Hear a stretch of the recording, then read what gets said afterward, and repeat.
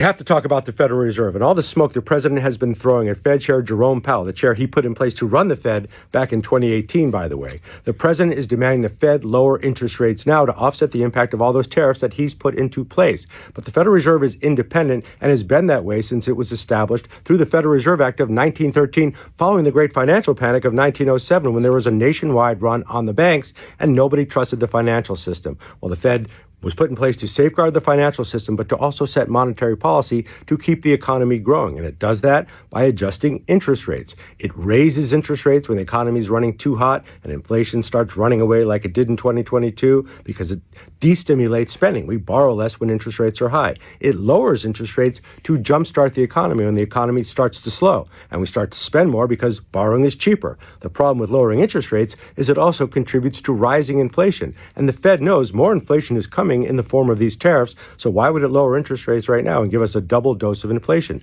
The Fed is trying to protect lower to middle income families from inflation because they get hurt the most by it. But the president might also want lower interest rates because the second biggest government expenditure we have is servicing our debt. It cost us $843 billion last year. It'll be over $1 trillion in 2026. And if interest rates were lower, those payments might be a little bit lower to offset the impact of tariffs and maybe to offset the impact of those tax cut extensions if he's able to pass those through. But what we don't want is for the executive branch to control monetary policy in the Federal Reserve. That could contribute to runaway spending, rampant inflation, and then we could go from stagflation into a recession into a potential depression. That's why you want the Federal Reserve to remain independent as it has been for over 110 years.